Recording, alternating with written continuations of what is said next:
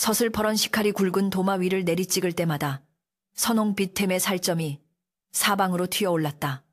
쿵쿵쿵, 마치 누군가의 심장을 난도질하는 듯한 규칙적이고 둔탁한 소리가 연기가 자욱한 부엌을 가득 메웠다. 매서운 겨울바람이 문틈으로 새어들어와 부엌대기들의 젖은 치맛자락을 얼어붙게 만들었지만 아궁이 앞에서 땀을 흘리며 칼질을 하는 개동의 눈빛은 그보다 더 차갑게 식어 있었다. 그녀의 손에 들린 칼은 단순히 요리를 위한 도구가 아니라 언젠가 이 집안의 숨통을 끊어놓겠다는 서늘한 사리를 품은 흉기나 다름없었다. 개동은 거칠어진 손등으로 이마에 흐르는 땀을 훔치며 김이 모락모락 피어오르는 솥단지 너머로 들려오는 사랑채의 왁자지껄한 웃음소리에 귀를 기울였다. 저 웃음소리의 주인들, 기름진 고기와 향기로운 술에 취해 세상 모르고 즐거워하는 저들이야말로 그녀가 평생을 바쳐 저주해 마지 않는 원수들이었다. 이년아, 손이 왜 그리 감뜨냐. 대감마님 상에 올릴 탕국이 식어가고 있지 않느냐. 부엌을 호령하는 참모의 걸걸한 고함이 개동의 귓전을 때렸고 그녀는 화들짝 놀란 척하며 고개를 조아렸다. 송구합니다, 행수 어르신. 고기에 핏물을 빼느라 잠시 지체되었습니다. 당장 올리겠습니다.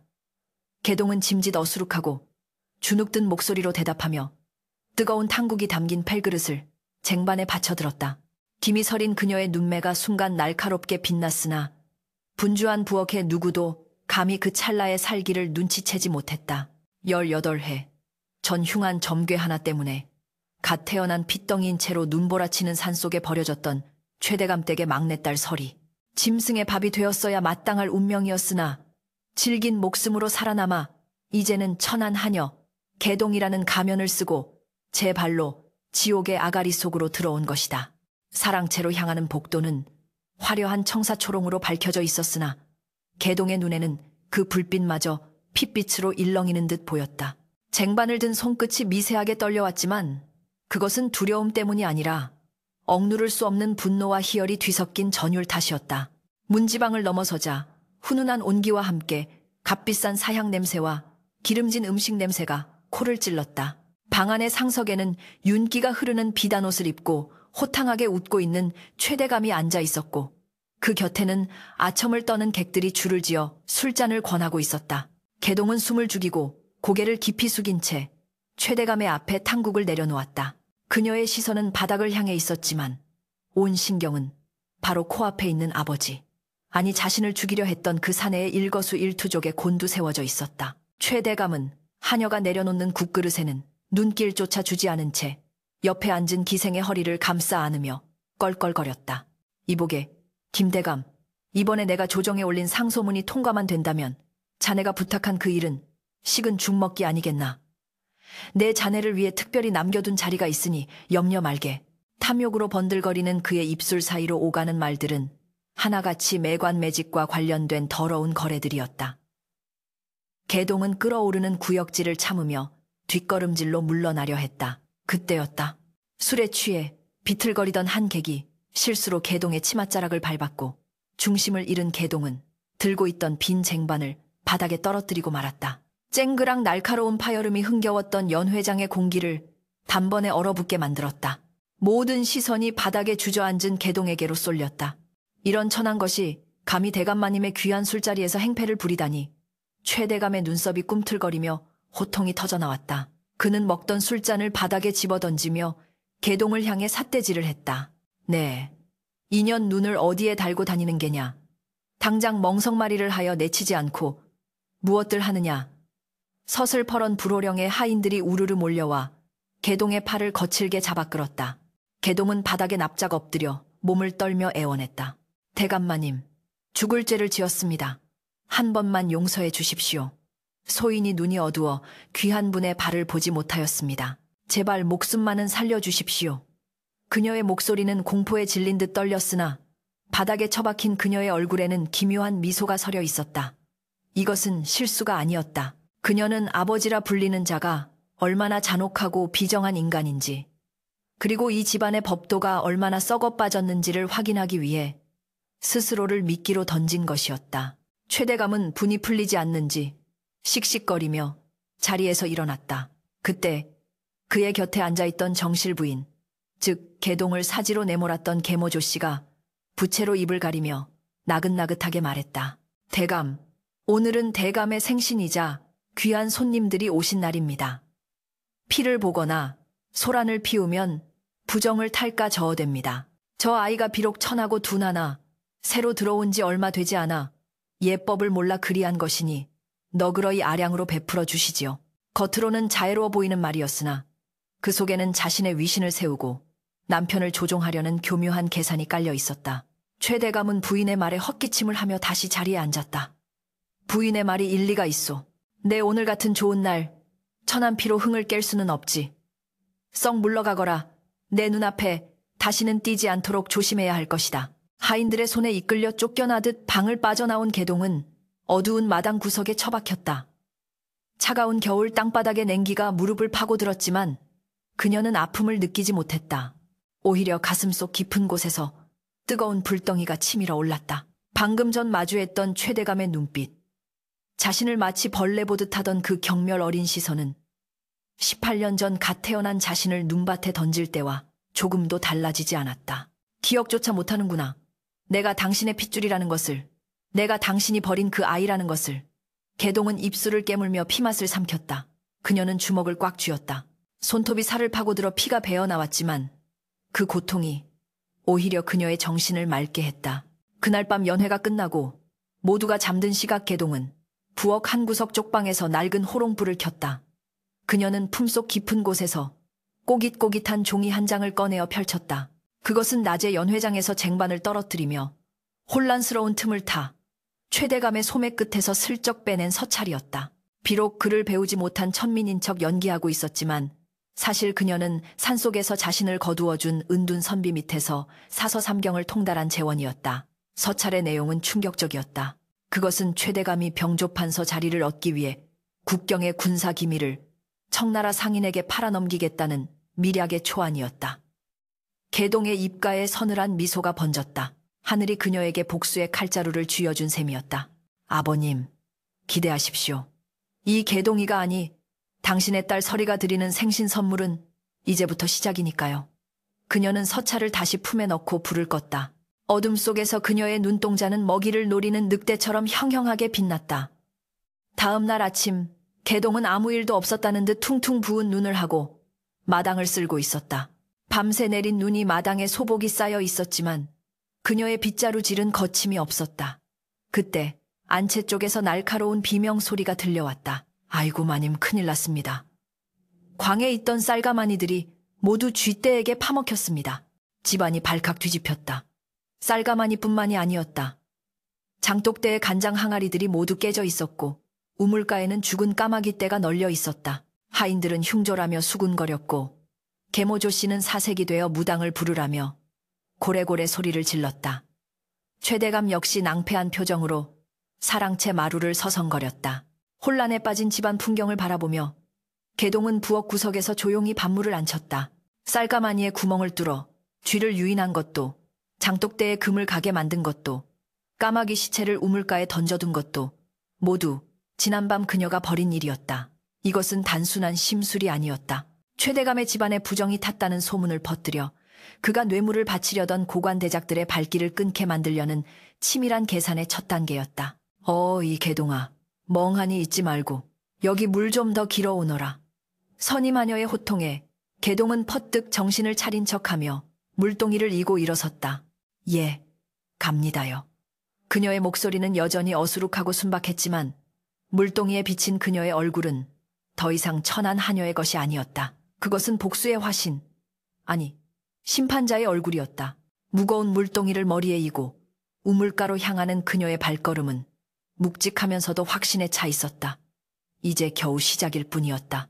이 거대한 기와집이 무너져 내리고 오만방자한 저들이 피눈물을 흘리며 바닥을 기게 될 때까지 그녀의 복수는 멈추지 않을 것이다. 찬바람이 불어와 그녀의 댕기머리를 휘날렸지만 개동은 눈 하나 깜짝하지 않고 정면을 응시했다. 저 멀리 담장 너머로 붉은 해가 떠오르고 있었다. 피처럼 붉은 복수의 서막을 알리는 태양이었다. 새벽녘의 푸르스름한 어둠이 채 가시기도 전 살을 애는 듯한 찬바람이 부엌 문틈을 비집고 들어와 쪽잠을 자던 개동의 얇은 어깨를 흔들어 깨웠다. 으스스한 한기에 몸을 일으킨 그녀는 습관처럼 자신의 손을 내려다보았다. 거칠게 트고 갈라져 피가 배어나온 손등, 손톱 밑에 시커멓게 낀 때 마디마디 굵어진 손가락은 영락없는 천한 하녀의 것이었다. 본래라면 붓을 잡고 난을 치거나 고운 비단실로 술을 놓았어야 할 손이었다. 개동은 쓰라린 손등을 입김으로 호호 불며 차가운 아궁이 앞에 쭈그리고 앉았다. 불쏘시개에 불을 붙이는 그녀의 눈매는 건조하기 짝이 없었다.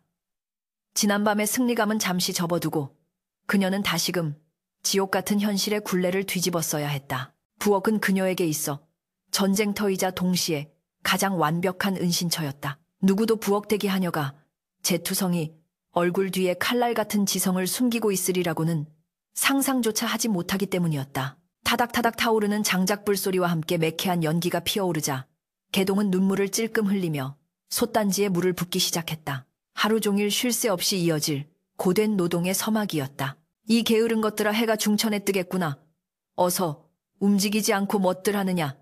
찬모의 날카로운 고함과 함께 부엌은 순식간에 아수라장으로 변했다. 개동은 무거운 물동이를 이고 우물가를 오가며 쌀을 씻고 채소를 다듬고 불을 조절하느라 숨 쉴 틈조차 없었다.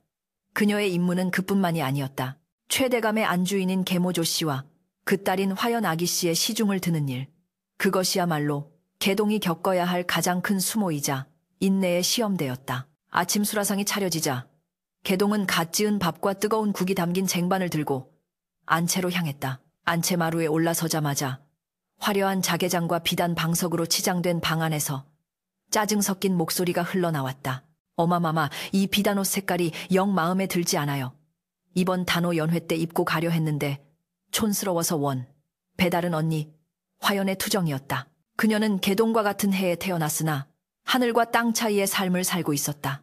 개동이 버려진 그의 겨울 조씨는 화연을 낳고 안방마님 자리를 꿰찼다. 개동이 조심스럽게 방문을 열고 들어서자 화연은 거울을 보며 머리에 꽂을 뒷꽂이를 고르느라 여념이 없었다. 아기씨, 진지 드실 시간입니다. 개동이 무릎을 꿇고 밥상을 내려놓자 화연은 곁눈질로 개동을 흘겨보며 코를 찡긋거렸다. 아우, 냄새야. 너한테서는 항상 퀴퀴한 아궁이 냄새가 난단 말이야. 내 비단옷에 그 천한 냄새가 배면 네가 책임질 테냐. 화연은 들고 있던 옥으로 된 뒷꽂이를 밥상 위에 탁 소리나게 내려놓으며 신경질을 부렸다. 개동은 바닥에 납작 엎드려 죄인처럼 조아렸다. 송구합니다, 아기씨. 부엌 일에 바빠 미처 살피지 못했습니다. 그녀의 목소리는 떨리고 있었지만 바닥을 향한 눈동자는 차갑게 가라앉아 있었다. 저 오만하고 멍청한 계집이 자신의 자리를 빼앗고 누리는 호사라니. 화연이 입고 있는 저 붉은 비단 치마는 백성들의 고열을 짜내어 만든 것이었고 그녀가 머리에 꽂으려는 옥 장신구는 아비 최대감이 뇌물로 받은 것이 분명했다. 개동은 속으로 비웃음을 삼켰다. 실컷 즐기거라. 그 화려한 옷이 너의 수의가 될 날이 머지않았으니. 그때 안방마님 조씨가 화려한 가채를 쓰고 거드름을 피우며 방으로 들어왔다. 그녀는 들어오자마자 개동을 벌레 보듯 훑어보더니 다짜고짜 개동의 뺨을 올려붙였다. 짱 날카로운 파열음과 함께 개동의 고개가 돌아갔다. 인연이 국이 왜 이리 식었느냐. 대감마님께서 드실 국은 뜨거워야 한다고 몇 번을 일러야 알아듣겠느냐. 머리가 나쁜 것인지 아니면 일부러 심통을 부리는 것인지 원. 뺨이 불에 댄 듯 화끈거리고 입안이 터져 비릿한 피맛이 맴돌았지만 개동은 신음소리 한 번 내지 않고 다시 엎드렸다. 사실 국은 적당히 뜨거웠다. 조씨의 손찌검은 그저 아침부터 하녀를 쥐잡듯이 잡아 자신의 위세를 과시하고 스트레스를 풀기 위한 습관적인 학대였다. 죽을 죄를 지었습니다. 마님, 다시 데워오겠습니다. 개동은 흐트러진 머리를 굳이 정리하지 않은 채 쟁반을 다시 들고 뒷걸음질 쳤다. 맞은 뺨보다 더 아픈 것은 친어머니가 쫓겨나고 그 자리를 차지한 저 표독스러운 여인에게 마님이라 불러야 하는 현실이었다. 그러나 개동은 이 수모를 뼛속 깊이 새겼다. 이 고통이야말로 그녀가 칼을 갈게 만드는 원동력이었다. 오후가 되자 집안은 손님 맞을 준비로 다시 분주해졌다. 최대감은 자신의 서재인 사랑방 깊숙한 곳에서 문을 걸어 잠그고 누군가와 은밀한 대화를 나누고 있었다. 개동은 마당을 쓰는 척하며 사랑채 쪽으로 슬금슬금 다가갔다. 평소 같으면 하인들의 접근을 엄금하는 곳이었으나 하늘이 도왔는지 사랑채를 지키던 청지기가 배탈이나 잠시 자리를 비운 상태였다. 이는 어젯밤 개동이 청지기가 마실 식혜에 설사약을 타놓은 덕분이었다. 개동은 빗자루질 소리를 규칙적으로 내며 청각을 곤두세웠다. 창호지 문 너머로 최대감의 은밀한 목소리가 흘러나왔다. 이번에 병조판서 영감께 보낼 진상품 말일세. 그 산삼은 구했는가? 낯선 사내의 목소리가 이어졌다. 예 대감, 백두산 깊은 골에서 캔 천년 묵은 산삼을 겨우 구했습니다. 그뿐만 아니라 청나라 상인을 통해 구한 서역에 진귀한 보석들도 준비되었습니다. 개동의 빗자루질이 잠시 멈칫했다. 천년 묵은 산삼과 서역의 보석. 그것들은 단순히 뇌물의 수준을 넘어 국법을 어기면서까지 밀수입한 물건들임이 분명했다.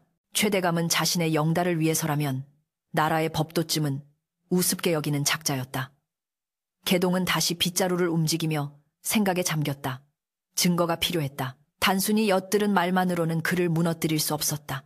물건이 오가는 내역이 적힌 장부, 혹은 그 물건들이 보관된 장소를 알아내야 했다.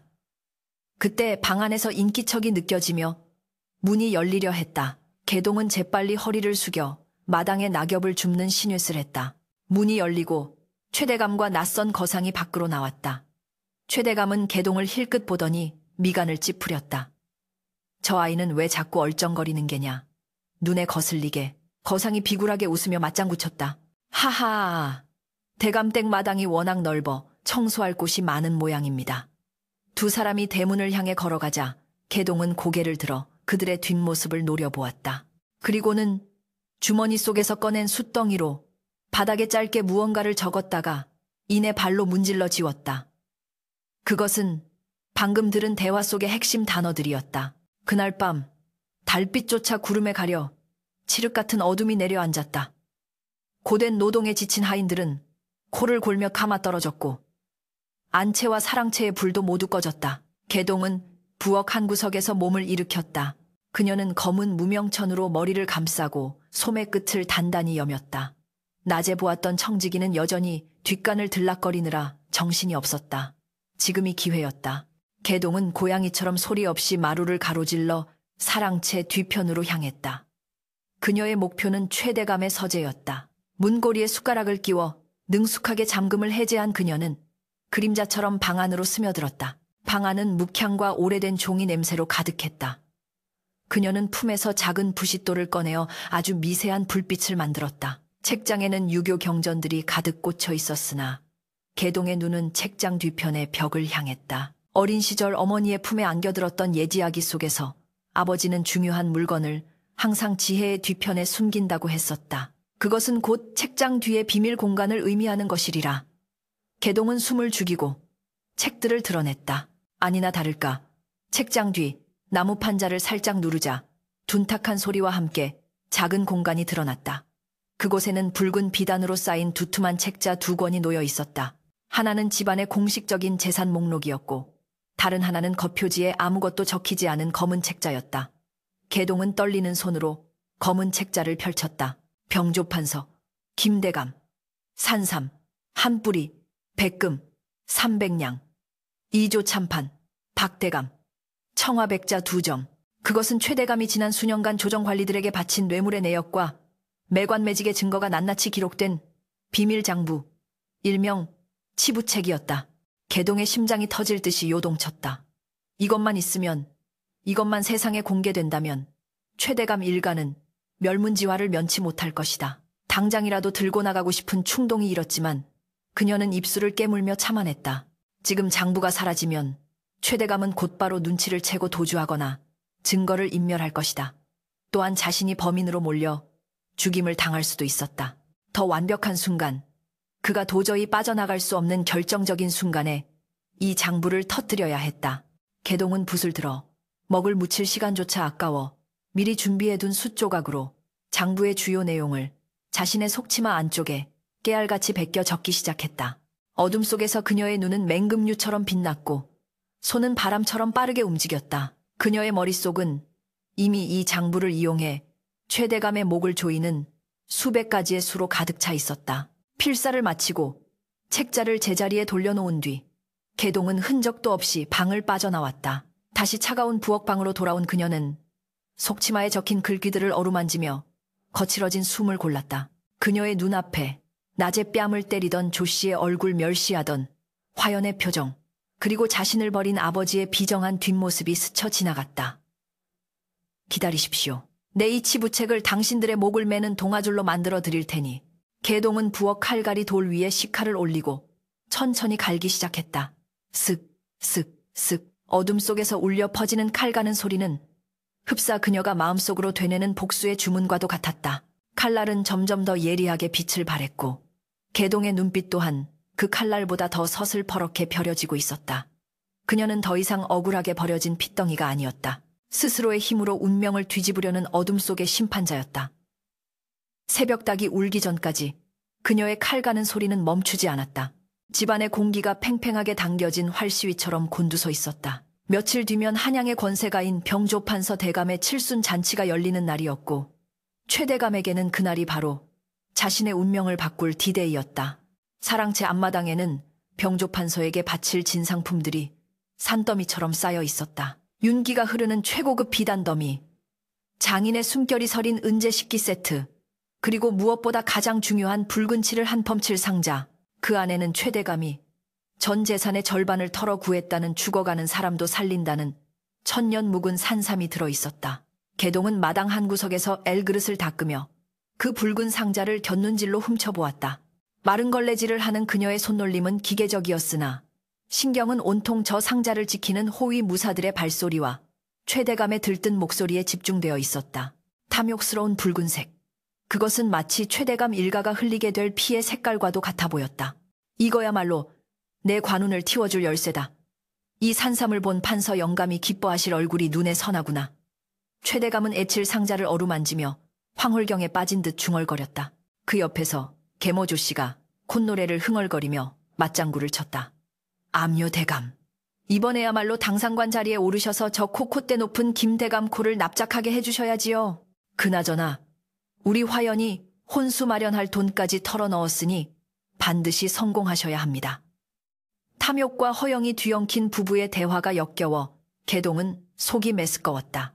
그녀는 엘그릇에 비친 자신의 일그러진 표정을 애써 감추며 더욱 세차게 걸레질을 했다. 저 산삼이 판서의 손에 들어가는 순간 최대감의 권세는 날개를 달 것이고 그녀의 복수는 요원해질 것이다. 반드시 막아야 했다. 아니, 단순히 막는 것을 넘어 저 산삼을 재앙의 씨앗으로 바꿔야 했다. 기회는 뜻밖의 곳에서, 그것도 가장 어리석은 자로부터 찾아왔다. 점심나절 최대감이 잠시 외출한 틈을 타 화연이 사랑채 주위를 기웃거리고 있었다. 어마마마는 참, 내 혼수 비용을 저런 칙칙한 나무뿌리에 다 쓰시다니. 분명 저 안에 내 몫으로 남겨둔 패물함도 있을 거야. 화연은 호기심과 욕심을 이기지 못하고 진상품 더미를 뒤적거렸다. 호위 무사들이 제지하려 했으나 제멋대로인 아기씨의 성격을 아는지라 쩔쩔매며 물러섰다. 개동은 이때를 놓치지 않았다. 그녀는 방금 찐떡이 담긴 소반을 들고 화연에게 다가갔다. 아기씨 출출하실 텐데 떡 좀 드시고 하십시오. 그나저나 저 붉은 상자는 정말 곱기도 합니다. 듣자 하니 안에 서역에서 온 보석이 들었다는 소문이 있던데 아기씨처럼 고귀한 분께 딱 어울리는 물건일 듯합니다. 개동의 교묘한 부추김에 화연의 귀가 솔깃해졌다. 보석 정말이지. 아버님이 나 몰래 깜짝 선물을 준비하신 게 분명해. 화연은 눈을 반짝이며 붙일 상자의 자물쇠를 만지작거렸다. 자물쇠는 잠겨 있었지만 허술하게도 열쇠가 꽂혀 있는 상태였다. 최대감이 잠시 자리를 비우며 방심한 탓이었다. 화연이 덜컥 자물쇠를 열고 상자 뚜껑을 여는 순간 개동은 일부러 소반을 떨어뜨려 요란한 소리를 냈다. 아이고, 죄송합니다. 호위 무사들의 시선이 바닥에 쏟아진 떡으로 쏠린 찰나 개동은 화연의 등 뒤로 바짝 붙어 상자 안을 들여다보았다. 비단, 보자기 위에 놓인 것은 사람의 형상을 한 거대한 산삼이었다. 화연은 보석이 없자 실망하여 입을 삐죽거렸다. 에이 뭐야, 그냥 쭈글쭈글한 뿔이잖아. 그 짧은 틈 개동의 소매 안에서 미리 준비해둔 것이 미끄러져 나왔다. 그것은 부엌 뒤뜰에서 캔 도라지 뿔이었다. 썩어서 검은 곰팡이가 핀 악취가 풍기는 흉물스러운 도라지였다. 아기씨 마님께서 찾으십니다. 개동이 다급하게 외치자 화연은 깜짝 놀라 뒤를 돌아보았다. 그 1초도 안 되는 순간 개동의 손은 눈보다 빠르게 움직였다. 비단, 보자기 속에 산삼을 낚아채 자신의 품에 넣고 대신 썩은 도라지를 그 자리에 밀어 넣었다. 심장이 터질 듯 쿵쾅거렸지만 그녀의 표정은 태연자약했다. 화연은 아무것도 모른 채 투덜거리며 뚜껑을 닫았다. 엄마는 왜 또 부르고 난리야? 별것도 없는데. 화연이 자리를 뜨자 개동은 떨리는 다리를 겨우 진정시키며 깨진 그릇 조각을 주워 담았다. 품속에 닿은 차가운 산삼의 감촉이 그녀에게 전율을 안겨주었다. 이것으로 최대감은 뇌물 대신 썩은 쓰레기를, 축복 대신 저주를 상납하게 된 것이다. 그러나 개동의 계략은 여기서 멈추지 않았다. 그녀는 단순히 물건을 바꿔치기 하는 것만으로는 부족하다고 생각했다. 최대감 집안 내부를 완전히 붕괴시켜야 했다. 그날 저녁 개동은 안채의 친모들에게 은밀한 헛소문을 퍼뜨리기 시작했다. 글쎄, 아까 사랑채 쪽에서 이상한 소리가 들리지 뭐예요. 점쟁이 할멈이 그러는데 이번에 들어온 산삼에 원한 맺힌 귀신이 붙었다나 봐요. 밤마다 붉은 상자에서 곡소리가 난다던데. 미신을 맹신하는 조선의 여인들에게 이 소문은 들불처럼 번져나갔다. 특히 의심 많고 겁이 많은 조 씨의 귀에 들어가는 건 시간 문제였다. 그날 밤 천둥 번개가 치며 폭우가 쏟아졌다. 으르렁거리는 천둥 소리에 맞춰 조 씨는 식은땀을 흘리며 잠을 설쳤다. 그때였다. 사랑채 쪽에서 찢어지는 듯한 비명 소리가 들려왔다. 의학 귀신이다. 호위무사의 비명이었다.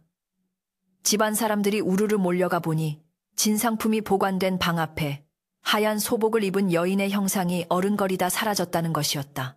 물론 그것은 흰 광목천을 뒤집어 쓰고 바람처럼 움직인 개동의 연극이었다. 공포에 질린 조 씨는 최대감의 바짓가랑이를 잡고 늘어졌다. 대감, 이 물건은 부정 탔습니다. 당장 내다 버려야 해요. 안 그러면 우리 집안이 망합니다. 그러나 탐욕에 눈이 먼 최대감은 아내를 거칠게 뿌리쳤다. 무슨 헛소리야. 이게 얼마짜린데. 버려 네가 미치지 않고서야. 부부싸움은 점차 격해져 서로를 탓하는 비난전으로 번졌다. 당신이 평소에 덕을 쌓지 않아서 이런 사단이 나는 거요? 뭐라고요? 당신이 밖에서 첩질이나 하고 다니니 집안에 잡귀가 꼬이는 거 아닙니까? 고함과 집기 던지는 소리가 밤새도록 이어졌다. 그들의 추악한 민낯이 드러나는 광경을 개동은 어둠 속에서 차갑게 지켜보았다. 그녀가 놓은 작은 덫에 걸려 스스로 무너져 내리는 꼴이 가관이었다.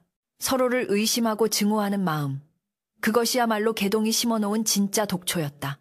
다음 날 아침, 최대감은 퇴판 눈으로 진상품 상자를 다시 점검하려 했다. 개동은 긴장하며 마른 침을 삼켰다. 만약 지금 상자를 열어본다면 모든 것이 수포로 돌아간다. 그때 대문 밖에서 급한 전갈이 도착했다. 대감마님 병조판서. 대감댁에서 사람이 왔습니다. 잔치 일정이 당겨져 오늘 오후에 물건을 보내라 하십니다. 갑작스러운 일정 변경에 최대감은 당황하여 허둥지둥했다. 상자를 열어볼 새도 없이 그는 하인들을 재촉하여 짐을 꾸리게 했다. 어서 서둘러라. 늦으면 큰일이다. 이것 또한 개동이 병조판서댁 하인에게 뇌물을 주어 거짓 정보를 흘리게 한 결과였다. 그녀가 모은 푼돈과 지난번 빼돌린 정보로 협박하여 얻어낸 성과였다. 마침내 최대감이 화려한 가마를 타고 썩은 도라지가 든 상자를 품에 안은 채 대문을 나섰다. 그의 얼굴에는 성공에 대한 확신과 기대로 가득 찬 웃음이 걸려 있었다. 그 뒤를 따르는 하인들의 행렬을 바라보며 개동은 부엌 문가에 기대어 섰다. 그녀의 입가에 비로소 서늘하고도 잔혹한 미소가 피어올랐다. 가십시오, 아버님. 그 길이 당신의 지옥으로 가는 길임을 곧 알게 되실 겁니다. 빗줄기가 다시 거세지며 세상의 모든 더러움을 씻어내리듯 쏟아졌지만 최대감의 마차는 진창길을 헤치며 파멸을 향해 굴러갔다. 개동은 품속 깊이 숨겨둔 진짜 산삼을 꺼내어 들었다. 흙 묻은 뿌리에서 풍기는 쌉싸름한 향기가 코끝을 찔렀다. 이 귀한 약초는 그녀에게 있어 단순한 재물이 아니었다. 이것은 힘이었다. 훗날 그녀가 세상 밖으로 나아갈 때 사용할 든든한 미천이자 아버지를 파멸시킨 결정적인 증거가 될 것이었다. 그녀는 산삼을 부엌 바닥 깊숙한 곳, 자신만이 아는 비밀 공간에 묻었다. 그리고 다시 식칼을 들었다. 도마 위에는 오늘 저녁거리가 될 생선이 놓여 있었다. 댕강. 생선의 머리가 잘려나갔다. 그것은 마치 곧 닥쳐올 최대감의 운명을 예고하는 듯했다. 부엌의 열기 속에서 개동의 눈동자는 그 어느 때보다 차갑게 빛나고 있었다. 이제 돌이킬 수 없는 화살은 시위를 떠났다. 네, 이놈 감히 내게 썩어 문드러진 도라지 꽁다리를 진상이라 바치며 나를 능멸하려 들다니.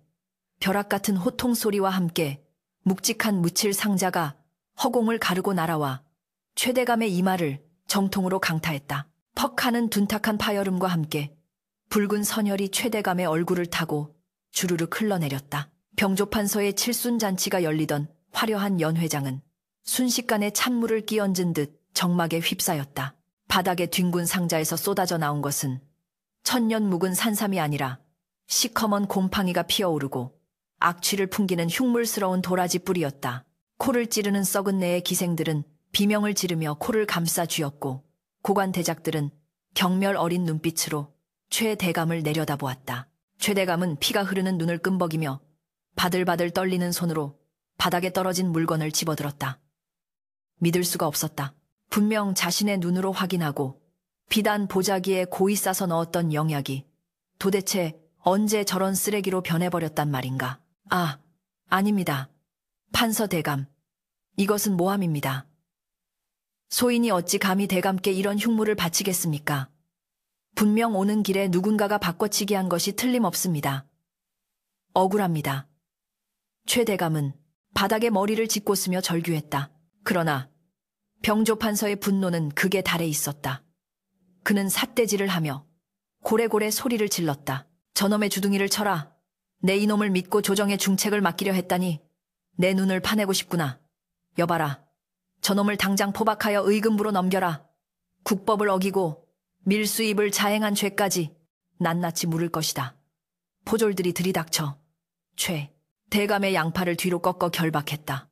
화려한 관복은 흙투성이가 되었고 상투는 풀어 헤쳐져 산발이 되었다. 성공을 확신하며 집을 나선 지 불과 반나절 만에 그는 권력의 정점에서 나락으로 떨어지고 말았다.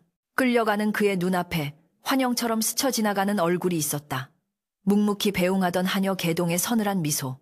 설마 그 천한 것이 같은 시각 최대감의 봄과 대문이 굉음과 함께 박살났다.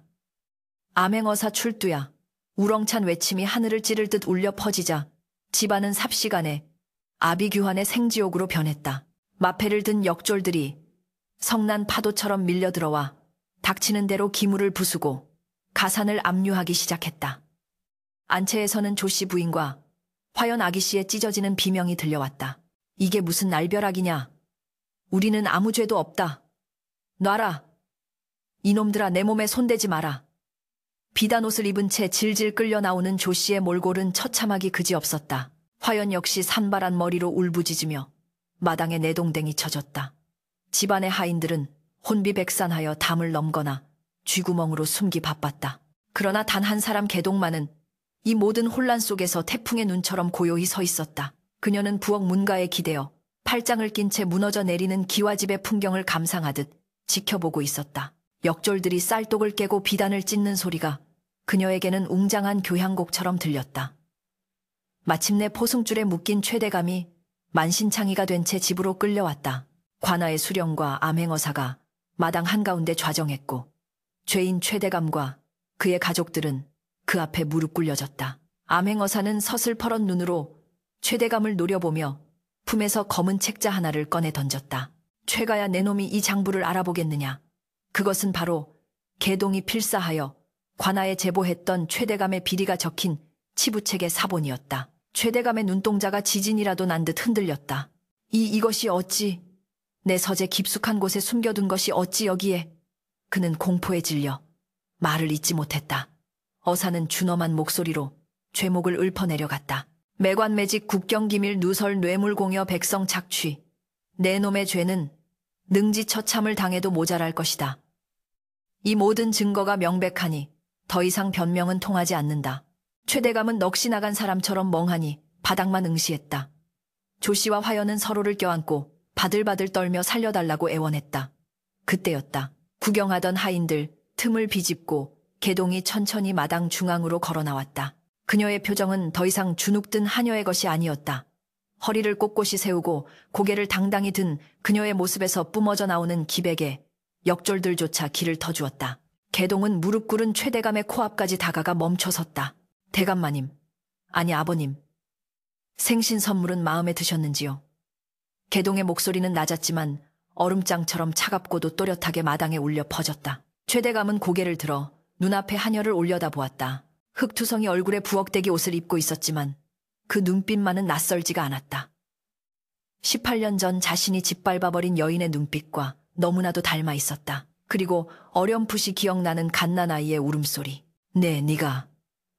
설마 최대감의 입술이 파르르 떨렸다. 개동은 품속에서 깨끗한 흰 천을 꺼내어 자신의 얼굴을 닦아냈다. 검댕이 지워지고 드러난 얼굴은 화연보다 더 고귀하고 기품이 흘렀다. 그녀는 천천히 씹어뱉듯이 말을 이었다. 예, 접니다. 당신이 점쟁이의 말 한마디에 현혹되어 눈보라치는 산속에 내다버린 핏덩이, 당신의 막내딸 설이입니다. 짐승 밥이 되라고 버리셨으나 하늘이 굽어 살펴 짐승만도 못한 아비를 단죄하라고 살려보내셨지요.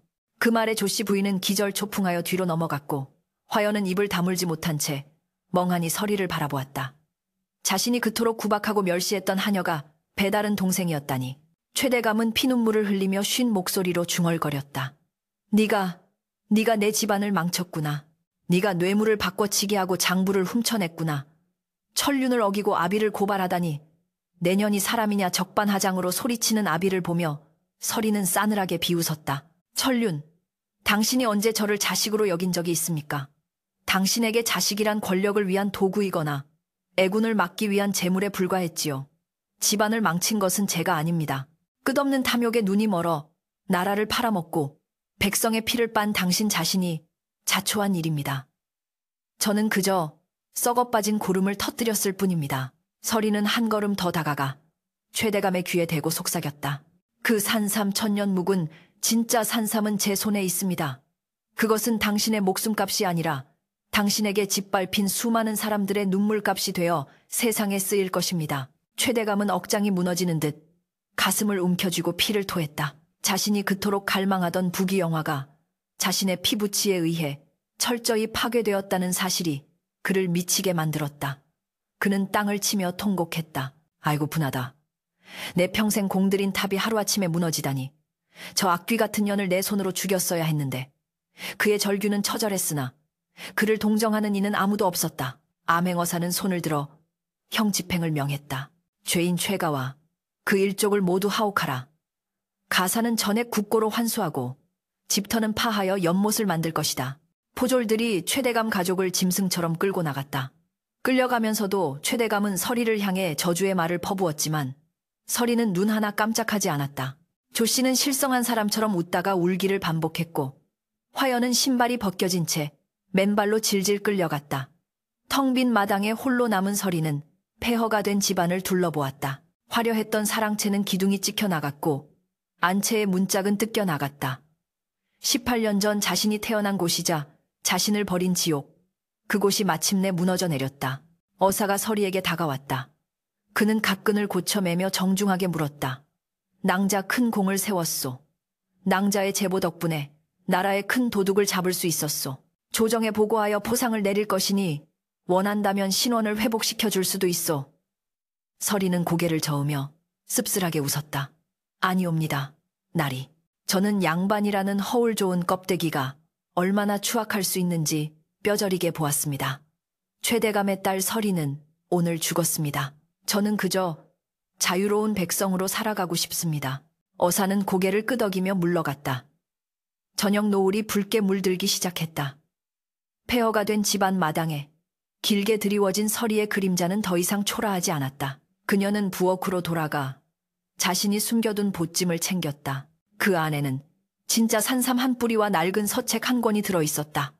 이제 떠날 시간이었다.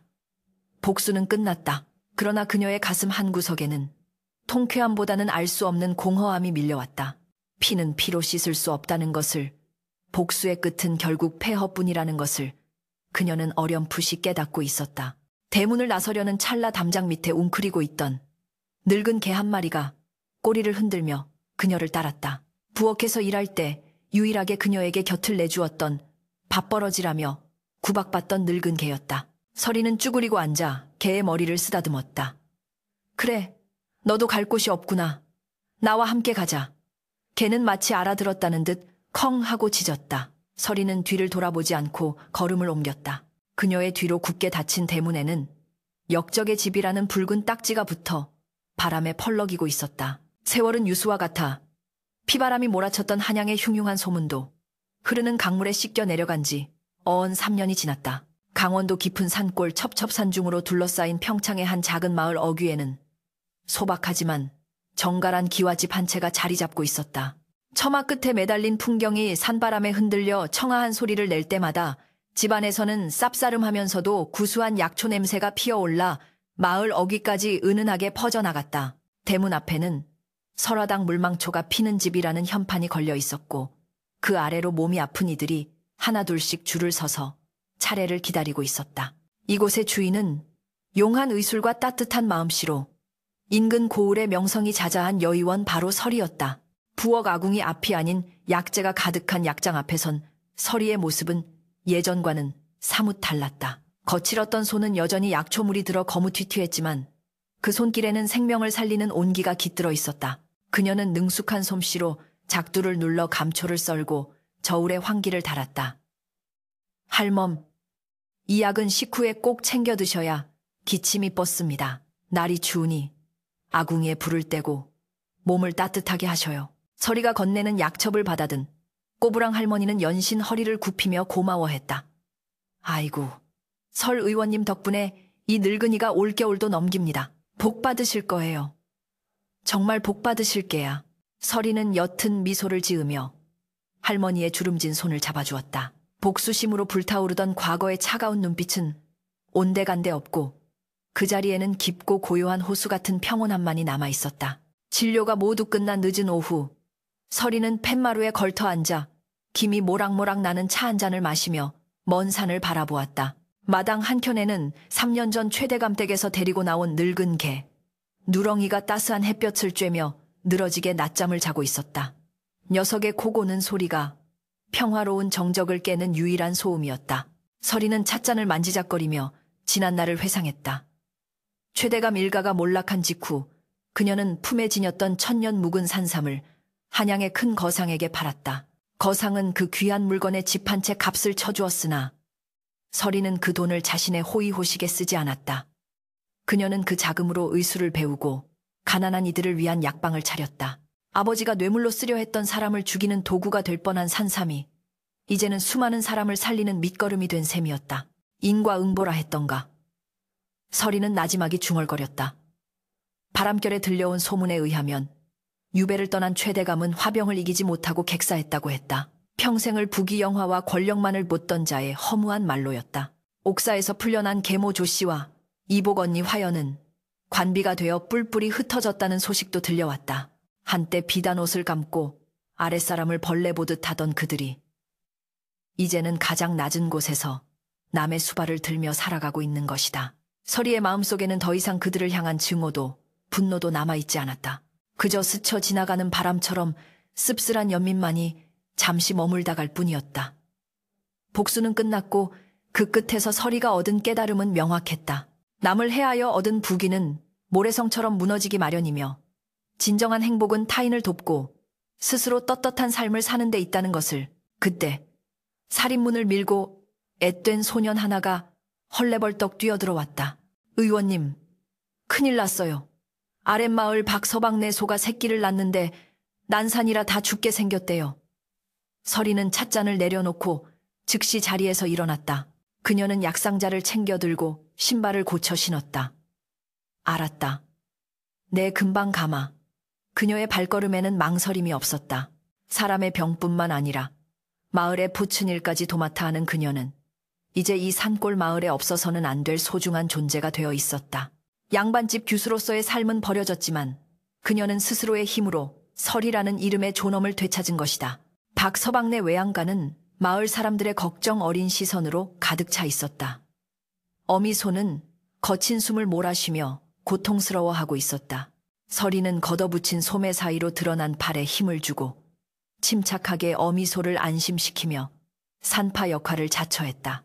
땀방울이 이마를 타고 흘러내렸지만 그녀의 눈빛은 생명에 대한 경외심으로 빛났다. 긴 산통 끝에 음매하는 힘찬 울음소리와 함께 송아지가 세상 밖으로 나왔다.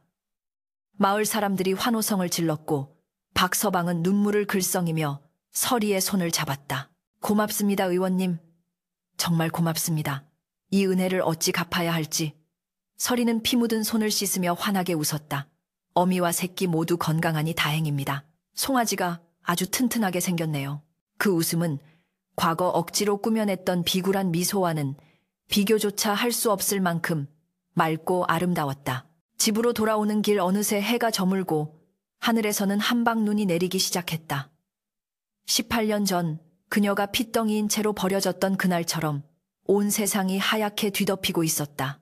하지만 지금 서리가 느끼는 눈은 차갑지 않았다. 하늘하늘 춤추며 내려오는 눈송이들은 마치 그녀의 새로운 삶을 축복하는 꽃가루처럼 느껴졌다. 서리는 잠시 멈춰서서 손바닥을 펼쳐 눈송이를 받았다. 손바닥에 닿자마자 스르르 녹아내리는 눈을 보며 그녀는 생각했다. 모든 고통과 원한도 이 눈처럼 녹아 사라지기를, 그리고 그 자리에 새싹이 돋아나기를.